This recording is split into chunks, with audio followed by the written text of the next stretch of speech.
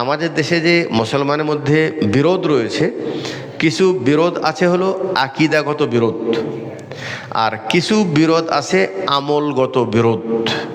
আমরা কোনোদিন এটা বলি না একজন ব্যক্তি যদি আমিন আসতে বলে তাহলে তার সালাত বাতিল, এটা বলি না। হ্যাঁ, বলি আসতে বলার পক্ষেও দলিল আছে, জোরে বলার পক্ষেও দলিল আছে। তবে কোনো একটা মাসআলায় যদি দুই রকম দলিল পাওয়া যায়, সেখানে উসুলে হাদিস গ্রহণের যে নীতিমালা, সেই নীতিমালার আলোকে যেটা বেশি সহি সূত্রে সাব্যস্ত হয় সেটা মানবে, তুমি যেই মাযহাবের হও না কেন। কারণ আমার তো উদ্দেশ্য মাযহাব না, উদ্দেশ্য হলে রসুলের আদর্শ কোনটা বিশুদ্ধ সানাদ বা দলিলের ভিত্তিতে আমি পাচ্ছি, মুসলিম হিসাবে আমি ওটা বেশি চেষ্টা করব।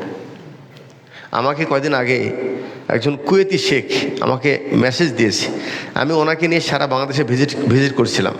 উনি একটা ভারতের একটা প্রবীণ আলেমের একটা ফটো দিয়েছে যে একে চেনো কি না। আমি বলছি না, ওনাকে চিনি না, আর উনি বাংলাদেশের না, উনি ভারতের। বলছি আমি জানি উনি ভারতের, কিন্তু উনি প্রবীণটার মানে হলো এই যে আমরা যে হাদিসটা পড়ি, মানে রসুল থেকে সাহাবি নিয়েছে, সাহাবি থেকে তাবি, এরপরে মুহাদ্দিস, পর্যায়ক্রমে আমরা হাদিস পড়তেছি। তাহলে আমাদের হাদিসে একটা কিন্তু সিলসিলা আছে, সানাদ আছে, যে আমার ওস্তাদ অমুক, অমুকের ওস্তাদ অমুক। তার মানে এক পর্যায়ে আমাদের সানাদটা রসুলের কাছ থেকে চলে যাবে। আরবরা কি করে জানেন? আরবরা চায় যে আমার সম্পর্ক রসুলের সাথে আরও বেশি নিকটতম হোক। এজন্য একজন ছাত্র যদি আমার কাছ থেকে হাদিস নেই, আর ওই ছাত্র যদি এই হাদিসটা আবার আমার ওস্তাদের কাছ থেকে নেই, তাহলে সে কিন্তু একটা স্তর রসুলের দিকে এগিয়ে গেল। কথা বুঝতে পারছেন তো? এই স্তর নেওয়ার জন্য সে কুয়েত থেকে তার কাছে হাদিস পড়তে চায়। আমি কথা বুঝতে পারলাম?